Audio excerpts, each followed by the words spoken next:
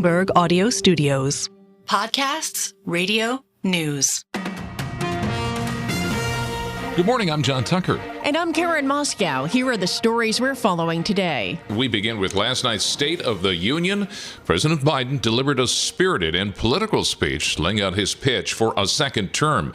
With many Americans concerned about Biden's fitness, the president sought to portray his age as an asset. You can't lead America with ancient ideas that only take us back. You lead America, the land of possibilities. You need a vision for the future and what can and should be done. President Biden also touting his accomplishments throughout the night, pointing to job creation, his bipartisan infrastructure bill, and lowering prescription drug prices. Well, John, the president also repeatedly targeted Donald Trump without ever mentioning him by name. He framed their matchup as a choice over several galvanizing issues like abortion rights and preserving American democracy, which he says are under assault at home and abroad. My predecessor and some of you here seek to bury the truth about January 6th. I will not do that.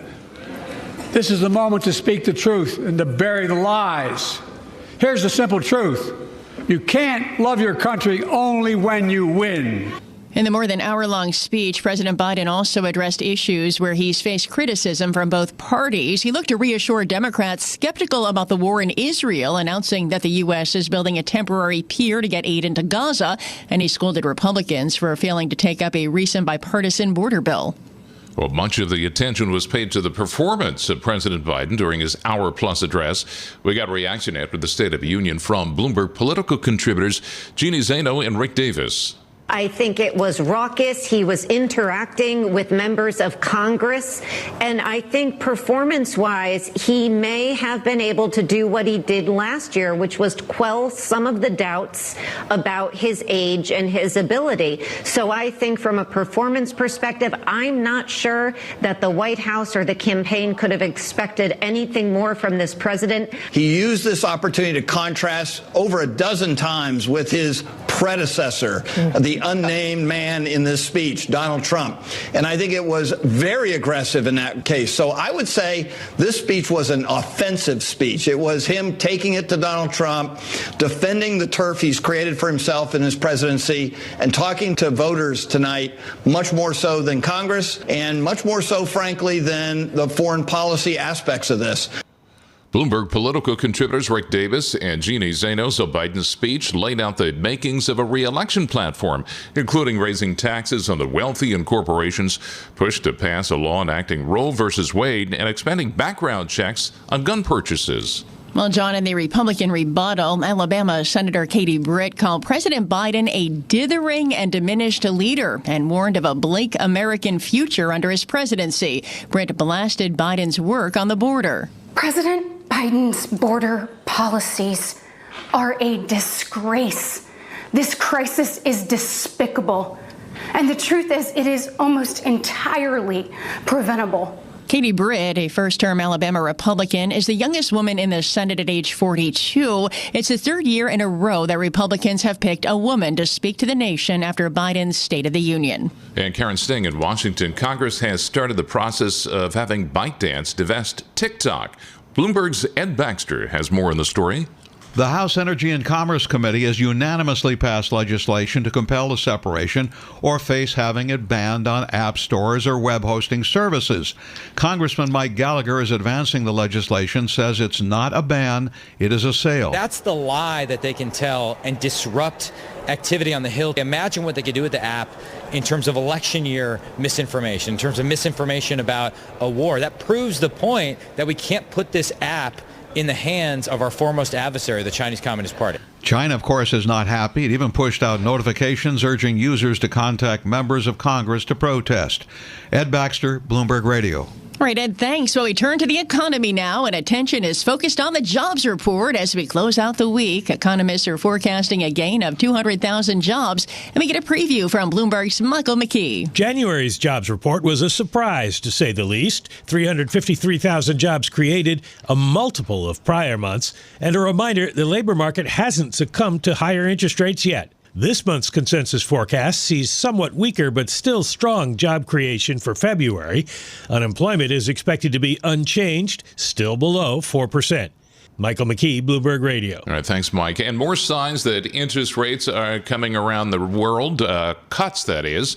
At the Senate Banking Committee yesterday, the Fed Chair, Jay Powell, said he's well aware of the risk of cutting too late. If what we expect and what we're seeing is continued strong growth, a strong labor market, and continuing progress in bringing inflation down, if that happens, if the economy evolves over that path, then we do think that the process of carefully removing the restrictive stance of policy will begin over the course of this year.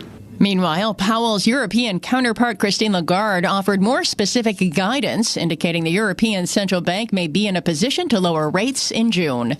We clearly need more evidence, more data, and we know that this data will come in the next few months.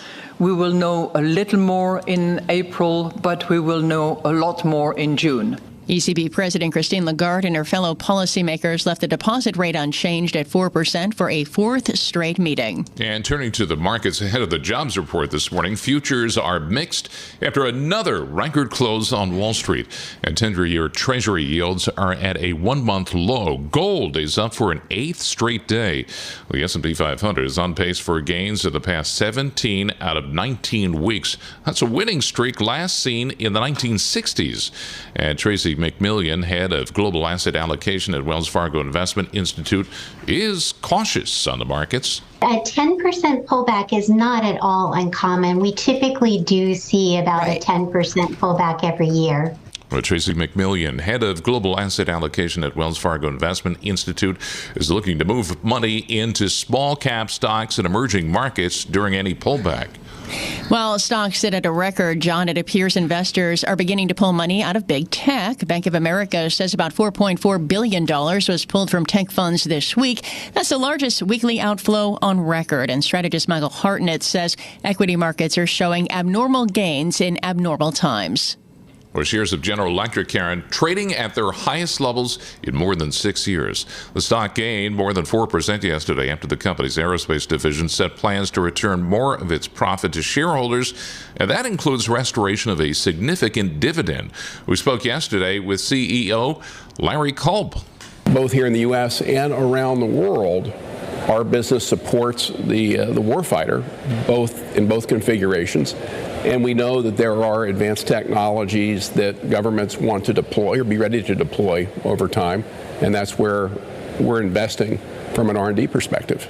That's GE CEO Larry Culp. He says operating earnings at GE Aerospace are forecast to reach $10 billion by 2028. And it's time now for a look at some of the other stories making news in New York and around the world. And for that, we're joined by Bloomberg's Michael Barr. Good morning, Michael. Good morning, Karen. New York Republican George Santos announced last night that he would make another run for a New York House seat after being expelled by his colleagues in December. The indicted former congressman who attended Thursday's State of the Union address plans to run against Nick LaLota for New York's 1st District. He had previously represented the 3rd District. Santos posted the news during President Joe Biden's address. For the second day, about 750 members of the National Guard were dispersed into several of New York City's busy subway stations. Some of the stations include Manhattan's Grand Central that have been plagued by reports of gun violence and other crimes. MTA head Janno Lieber insists the Guard will not replace the presence of uniformed NYPD officers inside the subway. I love uniformed officers of all kinds in my stations. Why? Because when surveyed, 55% of MTA customers say the one thing that they want that makes them feel safer in the subway is to see a uniformed officer. MTA Chief Janno Lieber says that the Guard will likely move day to day to different stations as they're needed. An Army soldier at Fort Campbell, Kentucky, has been charged with selling military secrets to China. The Justice Department says Sergeant Corbin Schultz, who worked as an intelligence analyst, sold the information for a total of $42,000. U.S. Attorney Henry Leventis in Asheville says Schultz was indicted on 6 counts. This included documents and information related to advanced fighter aircraft, advanced military helicopters, intercontinental ballistic missiles, high mobility artillery rocket systems, defensive missile systems, and Chinese military tactics. Schultz is accused of selling information about the HIMARS long-range rocket system, which the U.S. has given Ukraine to fight off the Russian invasion. After applying to join nearly 2 years ago, Sweden officially became the 32nd member of the NATO military alliance yesterday. It marks an end to the country's decades of post-World War II neutrality. Attorney General Merrick Garland addressed the growing threat of anti-Semitism in the U.S. and abroad in a speech to the Anti-Defamation League. Garland grew up facing the anti-Semitism other American Jewish families faced. He says his Justice Department has seen those threats triple in just the last year. They do not capture the fear of Jewish Americans that any sign of our identity could make us the target of an attack. Global news 24 hours a day and whenever you want it with Bloomberg News Now. I'm Michael Barr. This is Bloomberg, Karen.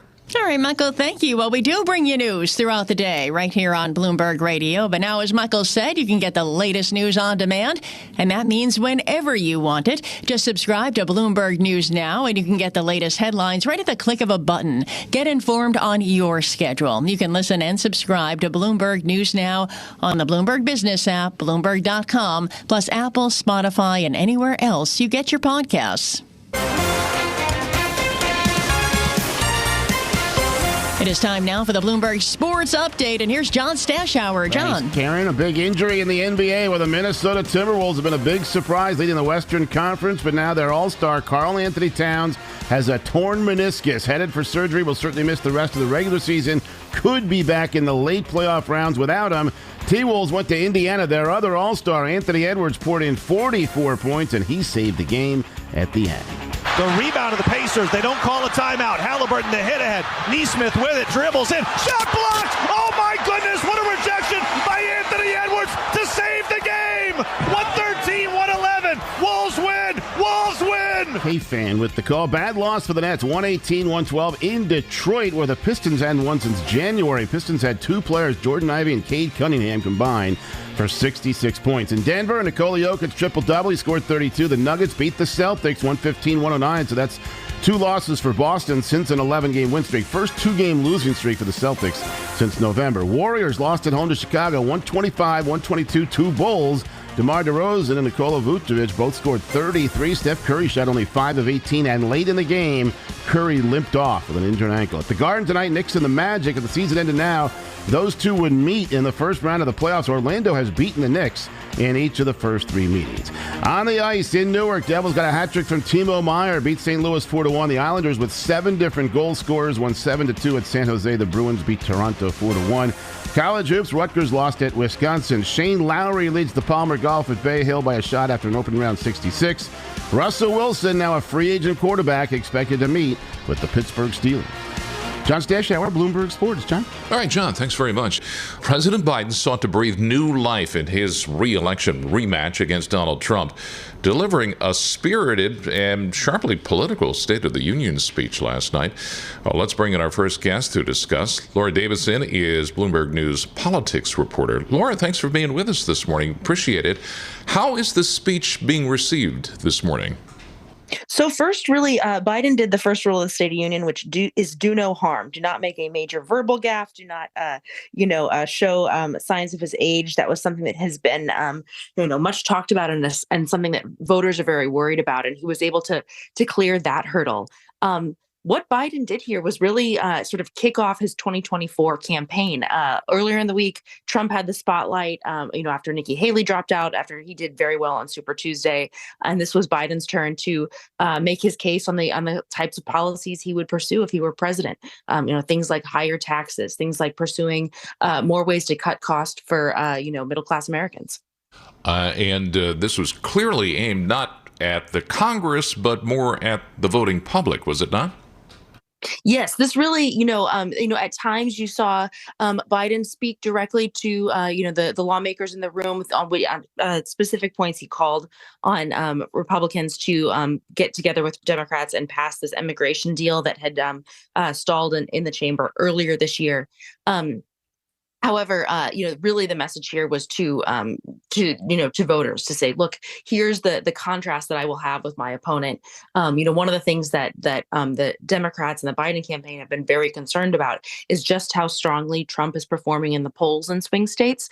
So they're trying to craft this message to say, hey, remember, what Trump's reign was like. We want to, paint a different picture of what the next 4 years under Biden could look like. Did he appear resilient? I mean, of course, there are questions about the 81-year-old president's age and concerns about that. Did he seem to allay any of those concerns with the performance last night? It was, over an hour speech? Over an hour speech. And he also, at several times opted to go off script. At one point, he was being heckled by Marjorie Taylor Greene, and he actually, addressed her directly, addressed the issue she wanted, and really was able to sort of prove that vibrancy. This is, been an issue that Biden has been, trying to figure out how to, sort of tackle the age issue head on, make jokes about it, or, in the case which he did very effectively last year, sort of, get into these back and forth, shouting matches at points with Republicans. And, he was really able to command that stage and sort of get the last word. Go into a little more detail about the issues that were brought up and the issues that are likely to be first and foremost among voters as we approach the November election. How did he address those issues? So he really opened up his remarks talking specifically about some of the threats to democracy that Trump posed, in his words. So things like standing with NATO allies, specifically making sure that Ukraine has continued support so that Putin is not able to sort of advance and take more control over Ukraine.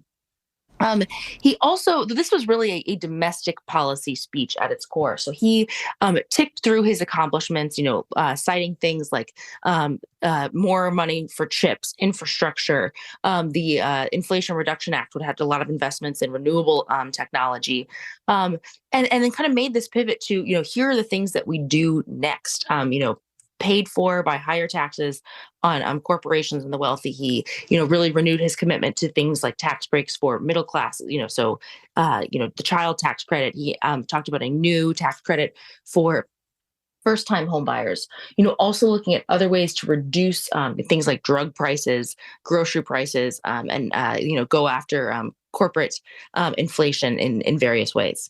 Laura, always a pleasure. Appreciate it. Laura Davidson, Bloomberg News politics reporter, recapping last night the State of the Union address by President Biden. And our other top story this morning, stocks. They hit an all-time high in the run-up to the jobs report out this morning. And for more on that, we are now joined by Lori Calvasina, head of U.S. Equity Strategy at RBC Capital Markets. Lori, it's always a pleasure talking to you. Another record, so what next for stocks? Well, thanks for having me as always. And look, I think the stock market has been very interesting over the last couple of weeks because as I've been out on the road talking to investors, I've heard a lot of worrying and a lot of angst that the U.S. economy is so hot the Fed can't possibly cut rates. I think Chairman Powell threw a bit of cold water on that earlier this week, but I do think even before that, the market was really queuing and climbing off of this idea that the economy is much, much hotter than people anticipated. And so it seems like good news is good news for now. Well, Powell said the Fed is, what were his words, not far from the level of confidence needed to ease policy.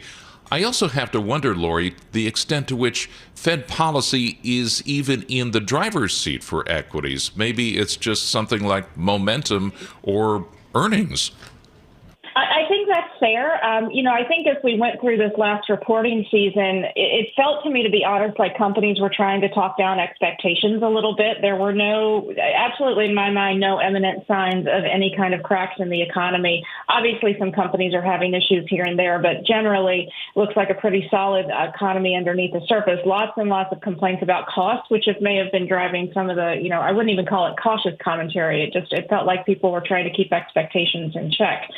But I do think that we're exiting, kind of this period in 22-23 that was similar to 2010-2011 or 02-03, kind of these periods of messy post-crisis normalization that we tend to experience after major shocks to the world order, to the global economy, things like the tech bubble, the GFC, COVID. These are all major mile markers.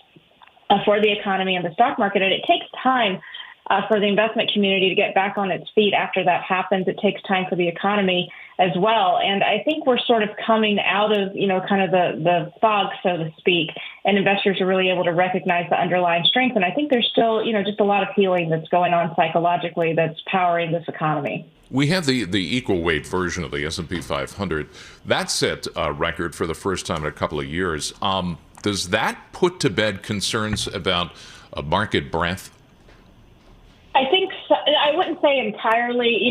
It's funny in the market breadth conversation. It was the Mag 7. We joke it's down to the terrific 3. Some people have started to say, well, it's only one stock now. But there's been this Darwinistic attack on that Mag 7 bucket. And if your earnings growth isn't holding up, they kick you out of the bucket. And so what we've seen is that investors are sniffing out the idea that the earnings growth advantage of these major stocks that have dominated the market is shrinking relative to the rest of the market. And I think that gap is going to continue to shrink as economic expectations improve generally. I think that should boost cyclical companies, value companies, small cap companies, and their earnings prospects, which will encourage investors to rotate into other things. And I've been telling, I have someone I speak with that's just convinced that the market has to go down if we see a rotation out of these biggest names. And I said, just remember, if you take a little bit of market cap out of those biggest names and put them into the rest of the market, just proportionally, it's very, very different. What's a drop in the bucket for one is a bit of a flood in the rest of the market, especially if you look at things like small caps.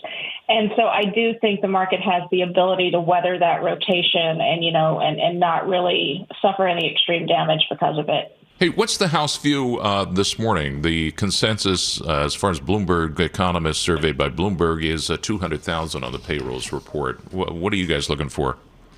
So our economists are looking for something a bit higher than that, and they are also paying attention to the unemployment rate. And so I think, they're not overly worried about this in terms of our Fed call, and our specific number, we're looking for 260. And, I think that our team, I've been very, very fortunate to work with them for the past year because they've been telling me to look for June cuts. We were never in the March camp. And we've also never really been in, sort of this camp that was looking for any kind of nasty downturn early this year. We've generally been in the soft landing camp for quite some time, even though our team, like everyone else, has had to adjust their numbers up a little bit. So we never thought we were going to see this massive damage to the labor market that was going to cause the Fed to induce these panic cuts. So we're looking for good news to be good news again today. You're listening to Bloomberg Daybreak Today, your morning brief on the stories making news from Wall Street to Washington and beyond. Look for us on your podcast feed at 6 a.m. Eastern each morning on Apple, Spotify, and anywhere else you get your podcasts.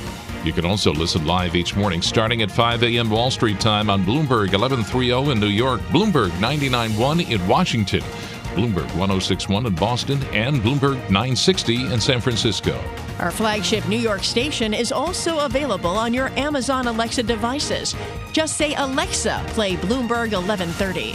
Plus, listen coast to coast on the Bloomberg Business app, Sirius XM, the iHeartRadio app, and on Bloomberg.com. I'm John Tucker. And I'm Karen Moscow. Join us again tomorrow morning for all the news you need to start your day right here on Bloomberg Daybreak.